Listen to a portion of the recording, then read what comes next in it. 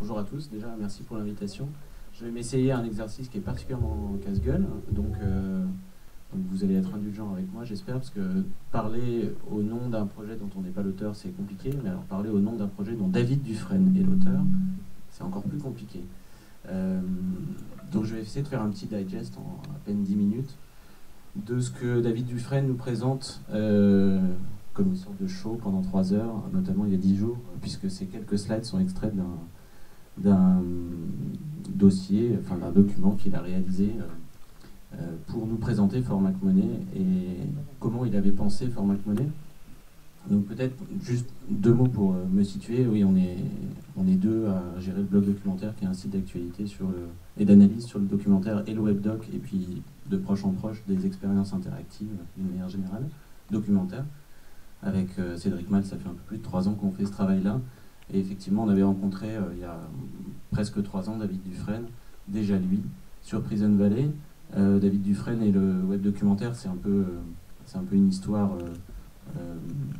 indissociable, dans le sens où, avec Prison Valley, ça a été un peu le premier à investir le terrain du documentaire plus classique, on va dire, documentaire dit d'auteur, notamment, par exemple, les États généraux du SAS, il a été présenté là-bas, Prison Valley.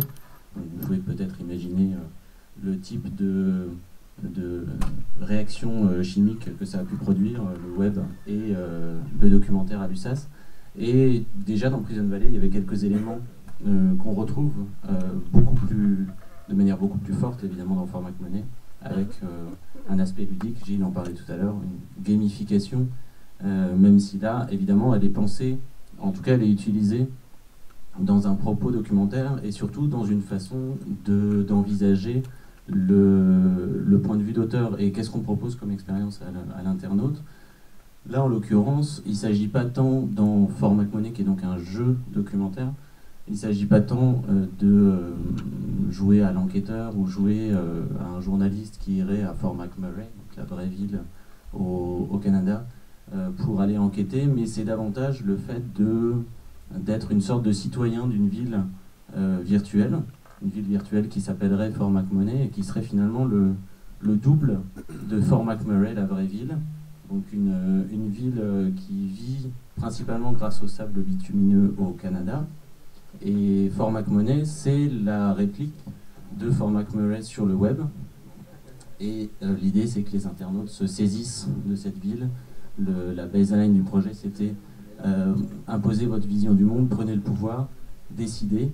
Donc il y a vraiment à la base, à la racine, ce souci chez David Dufresne de donner les armes, entre guillemets, pour que l'internaute puisse agir et interagir avec le contenu documentaire. Donc tout est vrai, évidemment, à l'intérieur de For Mac Money, mais comme il le disait, il y a 2 documentaires par an qui se tournent sur Fort McMurray, la ville. Et donc l'idée, là, c'était de travailler autrement le lien à cette ville et évidemment les enjeux environnementaux qui sont liés à l'exploitation du sable bitumineux dans cette ville. Donc je vais vous dérouler quelques slides. Évidemment, c'est un peu difficile de faire de la paraphrase, mais le principe même de For Mac Money, c'est donc d'utiliser les ressorts du jeu pour donner une nouvelle place finalement à l'internaute, qui n'est pas uniquement quelqu'un qui va regarder le programme, mais quelqu'un qui va pouvoir agir ou interagir avec la plateforme et se faire son propre parcours au sein d'un contenu documentaire qui contenait quand même 8 heures de vidéo. Donc sur les 8 heures, évidemment, l'idée c'était aussi de pouvoir proposer des expériences sur 4 semaines, donc avec 4 modules et 4 temps de jeu différents, donc sur 4 semaines. Le programme a été lancé en novembre 2013 avec une expérience de jeu en novembre 2013 où donc les internautes étaient amenés, l'idée était de proposer aux internautes de pouvoir aller consulter différents lieux, d'aller rencontrer différents personnages dans For Mac Money. Voilà, excusez-moi, je suis un petit peu stressé. Mais non, ça va bien se passer. Oui, tout va bien. Tout va bien, respire. Donc qui dit jeu dit joueur. je vais passer à la place du joueur. Qui dit jeu dit joueur, et ça c'était pensé bien évidemment très tôt et très en amont par David Dufresne, c'est-à-dire la façon dont l'internaute allait pouvoir interagir avec le programme, donc de pouvoir explorer la ville, mais aussi de pouvoir débattre au sein des différents référendums qui étaient organisés chaque semaine. Chaque semaine, une grande question était posée sur les thèmes que contient Formac Monnaie, évidemment, le thème principal sur la question énergétique et les choix que l'on peut faire dans une société par rapport aux questions énergétiques. Donc chaque semaine, il y avait cette possibilité de débattre. Donc ça, c'est le propre de l'expérience documentaire. Et puis, il y avait aussi cette faculté d'accumuler des points d'influence qui permettait en fait de débloquer des contenus, de pouvoir aller plus loin dans l'expérience, qui était aussi un des apports importants de la délinéarisation complète de la façon de présenter le programme. Donc vous voyez ici une capture d'écran du tableau de bord auquel on pouvait accéder en fait à chaque fois. Soit on pouvait simplement regarder le programme et avancer au sein de Formac Murray, soit on pouvait aussi participer donc par le biais des discussions aux différents sondages qui étaient organisés, et évidemment l'influence qu'on pouvait avoir sur les résultats dépendait du nombre de contenus qu'on avait pu regarder et débloquer. On voit en haut, pas très bien, mais on voit que selon les différents épisodes, on pouvait débloquer un certain nombre de personnages qu'on rencontrait et un certain nombre de lieux aussi qu'on pouvait visiter au fur et à mesure. Donc qui dit joueur dit aussi évidemment un maître de jeu. On pourrait parler à la place de maître de jeu de community manager. David parle davantage de maître de jeu parce qu'il pense que l'influence du maître de jeu est bien supérieure à celle du simple community manager. Donc il faut savoir que pendant les 3 semaines pendant lesquelles le jeu a été lancé en novembre, il y a eu 3 community managers, 3 maîtres de jeu, un qui gérait la communauté française, donc David Dufresne, un autre qui gérait la communauté anglaise et un troisième qui gérait la communauté allemande, et qui pendant les 4 semaines de l'expérience du jeu et les 4 semaines pendant lesquelles les contenus étaient mis en ligne, qui gérait donc, modérait les débats, lançait les sondages, répondait et vraiment gérait les liens avec la communauté sur Twitter, et publier des nouvelles aussi chaque jour. Donc l'idée c'était vraiment de pouvoir animer et faire vivre cette expérience en temps réel aux nombreux joueurs qui étaient présents sur la plateforme en temps réel.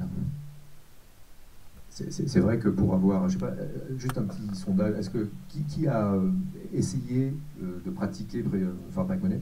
Oui, donc c'est quand même bon, c'est pas mal, hein. C'est vrai que c'est un univers extrêmement riche, ça on l'a vu, et très, j'allais dire addictif. C'est-à-dire qu'au début on rentre dedans, on commence à le découvrir, et puis on se prend au jeu littéralement. Et je pense que le rôle du maître de jeu, sur lequel David effectivement insiste et que tu as rappelé, est important parce que ça contribue à cette envie de se faire embarquer, quoi. Je pense que c'est à la fois effectivement se prendre au jeu et en même temps avoir la possibilité de se forger un avis finalement sur un contenu et un propos documentaire. C'est toute l'idée de l'expérience et du tableau de bord qu'il y a en parallèle de l'expérience plus audiovisuelle, on va dire, de consultation des contenus. Il y a effectivement cette ambition de travailler sur les outils du débat. Sur Prison Valley, le producteur Alexandre Brachet parlait d'un documentaire qui porte en lui les outils du débat. Je pense qu'il a travaillé, David Dufresne a travaillé cette notion-là avec Formac Monnaie, effectivement. Donc ça, je vous en ai déjà parlé. Il y avait donc cette logique que pendant les 4 semaines du jeu, qui s'est donc déroulée en novembre, il y a eu une première phase de jeu qui s'est déroulée entre fin novembre et juste avant Noël, donc qui s'est terminée juste avant Noël. Puis il y a une deuxième phase de jeu qui a été lancée début janvier, et pendant lesquelles donc, on retrouvait ces 4 semaines et ces contenus qui au fur et à mesure étaient mis en ligne chaque semaine. Et le rôle du maître de jeu, c'était d'animer cette communauté. Il faut savoir qu'aujourd'hui, étant donné qu'il n'y a plus de maître de jeu, parce qu'évidemment tout ça génère un coût de production. Le programme est évidemment accessible. Vous pouvez évidemment regarder l'ensemble des contenus associés et vous faire votre propre déambulation et enquête au sein de Format Money, mais il n'y a plus toute cette partie d'expérience purement documentaire qui constituait un pendant sur l'aspect questionnant par rapport à la problématique de l'énergie et aux choix qu'on pouvait faire dans une société par rapport aux choix qui ont été faits en fait à Fort McMurray. Alors les partenaires médias, il y en a eu un certain nombre en Allemagne, en France avec Le Monde et au Canada. David pointait la façon dont au Canada, le journal Globe and Mail, qui a travaillé avec donc la production sur le suivi, enfin sur l'accompagnement du projet, était plus qu'un partenaire média au sens où les journalistes sont par exemple étaient des joueurs, des super joueurs, ont pu tester la plateforme avant et de ce fait, évidemment, même au niveau du travail journalistique, il y avait une immersion plus grande de la part des journalistes qui avaient véritablement non pas seulement relayé l'information à propos du programme web, du jeu documentaire, mais qui avaient vraiment participé et donc évidemment en parler d'autant plus et d'autant mieux. Donc voilà, ça ressemble à ça en fait en termes de capture d'écran, les premiers éléments qui sont constitués, que David a constitués sur le travail sur Fort McMurray, sur la scénarisation interactive.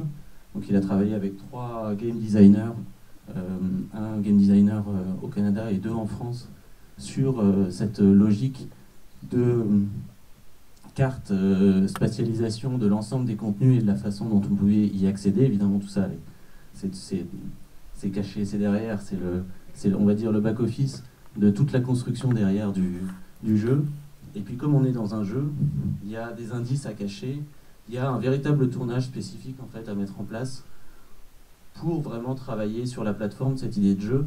Donc avec son compère Philippe Brault, il a évidemment mis en scène certains éléments, mise en scène de personnages, mise en scène aussi d'éléments comme la télévision qu'on retrouve dans le camping, dans la toute première séquence de Fort McMurray quand on arrive, ou d'enlever de la glace. Donc là c'est David Dufresne lui-même qui enlève de la glace pour mettre un indice qui sera ensuite pris en photo sur le banc.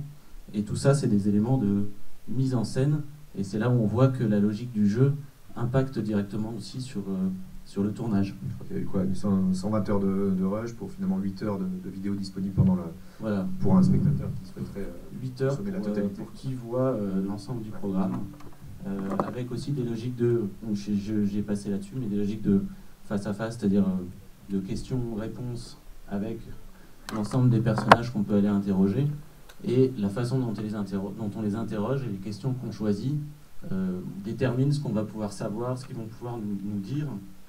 Donc là aussi, il y a une scénarisation sur la façon dont on peut accéder à l'information. Quand par exemple on va interroger le responsable, le représentant des industries pétrolières au Canada, ou quand on va interroger la maire de la ville, en fonction des questions qu'on pose, on n'a pas forcément accès aux mêmes réponses. Donc là, il y a tout un travail aussi de scénarisation qui est fait de telle manière à ce qu'à un moment donné, la maire peut vous dire elle a plus envie de vous parler, et donc revenez plus tard. En fonction des questions que vous avez posées, vous n'allez pas pouvoir avoir accès à l'ensemble des contenus. Donc tout ça est travaillé de telle manière à ce que finalement il puisse y avoir des contenus qui soient cachés, invisibles, c'est toute la partie ludique justement de la narration qui est mise en place de ce point de vue-là. Alors quelques éléments de budget, voilà. On sera rapide là-dessus. Un point peut-être sur lequel tu pourras aussi nous éclairer, c'est ce qu'évoquait Gilles tout à l'heure, c'est-à-dire ce retour finalement à l'écran qui reste aujourd'hui l'écran dit principal. Antenne, avec un doc qui est en train de filmer. Oui, voilà, Gilles en a parlé, il y a effectivement un documentaire qui a été tourné, je pense qu'il est en phase de montage actuellement, mais qui a été tourné vraiment après l'ensemble des éléments qui ont été tournés pour le jeu documentaire en lui-même. Donc c'est au départ effectivement une production web, purement web, et qui ensuite donne lieu à un programme à l'antenne. C'est vrai que ça se passe rarement dans ce sens-là, mais là en l'occurrence effectivement c'est le programme web qui a été pensé comme tel. David Dufresne parlait au tout début de son intention et de son envie à propos de Fort McMurray de faire une sorte de SimCity documentaire. Donc il a vraiment travaillé dans cette veine absolument délinéarisé, et en même temps d'utiliser le caractère ludique, mais vraiment pas d'un point de vue de l'enquête factice, mais du point de vue d'un citoyen qui habiterait une ville factice et qui, en fonction de ses choix, va faire évoluer le destin de la ville, en fait. Donc les éléments de budget, très rapidement, c'est une production, donc c'est des dollars canadiens là, qui sont affichés. Donc vous voyez la répartition, le FMC, le Fonds Média Canada. C'est des dollars canadiens, c'est pas si cher que ça finalement, c'est juste 550 000 euros. C'est ça, ça fait 500 000. À peu près 600 000, disons, allez. Voilà, donc c'est une production, donc Toxa, le producteur canadien du projet, avec évidemment l'ONF, dont vous connaissez certainement l'ensemble des productions interactives, donc l'Office national du film au Canada, qui depuis 4 ou 5 ans maintenant produit un certain nombre d'œuvres de formats très très différents. Là, en l'occurrence, c'est un gros projet. Et puis évidemment, l'investissement aussi d'Arte en France, avec, je l'ai dit, des partenaires médias derrière, en Allemagne, au Canada et en France. Et puis dernier élément, donc sur le bilan, donc 15 000 comptes créés, 374 000 joueurs, je ne vais pas paraphraser ce que vous voyez ici, mais effectivement on a pu observer sur la plateforme, notamment la première semaine, des connexions vraiment importantes, de l'ordre de 400-500 personnes ont connecté en ligne en même temps, et il y avait cet élément d'ailleurs qui était inscrit dans le programme. Le nombre de personnes connectées, c'est déjà quelque chose qu'on avait vu dans Prison Valley, qui vous donne cette sensation finalement de ne pas être tout seul, même si on ne se retrouve pas dans une salle comme ici. On a quand même cette sensation de partager l'expérience avec plusieurs personnes. Voilà, merci à tous. Merci beaucoup.